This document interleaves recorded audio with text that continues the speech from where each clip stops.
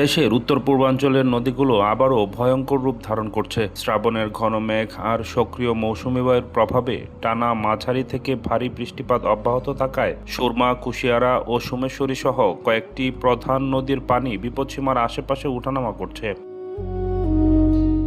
নদীর পানি বৃদ্ধি ও অব্যাহত বর্ষণে যুগপৎ প্রভাবে নদী বেষ্টিত জনপদে দেখা দিয়েছে জলাবদ্ধতা, ভাঙন ও দুর্ভোগ। বন্যার শঙ্কায় উদ্বেগ বাড়ছে স্থানীয় বাসিন্দাদের মধ্যে, আর জনজীবনে নেমে এসেছে চরম ভোগান্তি।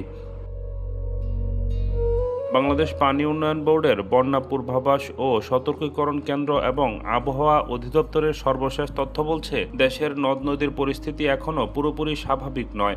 বিভিন্ন নদীর পানি উঠানামা অব্যাহত থাকায় বন্যার ঝুঁকি পুরোপুরি কাটেনি। একই সঙ্গে মৌসুমী বায়ুর সক্রিয় প্রভাবে দেশের বিভিন্ন অঞ্চলে ঝোড়ো হাওয়া সহ মাঝারি থেকে ভারী বৃষ্টিপাত অব্যাহত থাকতে পারে, যা নদীর পানি আরও বাড়িয়ে নিম্নাঞ্চলে জলাবদ্ধতা ও বন্যা পরিস্থিতির অবনতি ঘটাতে পারে। পানি উন্নয়ন বোর্ডের সর্বশেষ তথ্য অনুযায়ী গত ২৪ ঘন্টায় সিলেটের ছাতকে সুরমা নদীর পানি বিপদসীমার নিচে নেমে যাওয়ায় কিছুটা স্বস্তি মিলেছে স্থানীয়দের। তবে সামগ্রিক বন্যা পরিস্থিতি নিয়ে যে আতঙ্ক, তা এখনও কাটেনি। সিলেট, সুনামগঞ্জ ও নেত্রকোনা এই ৩ জেলার নদীর পানি এখনও আশঙ্কাজনক বলে জানানো হয়েছে।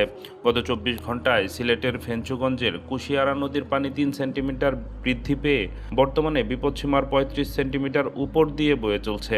আবার সুনামগঞ্জের মারকুলি পয়েন্টে একই নদীর পানি ১ সেন্টিমিটার বেড়ে বিপদসীমার ২ সেন্টিমিটার উপর দিয়ে প্রবাহিত হচ্ছে। নেত্রকোনার কলমাকান্দায় সোমেশ্বরী নদীর পানি ৯ সেন্টিমিটার কমলেও এখনও বিপদসীমার ৫ সেন্টিমিটার উপরে অবস্থান করছে।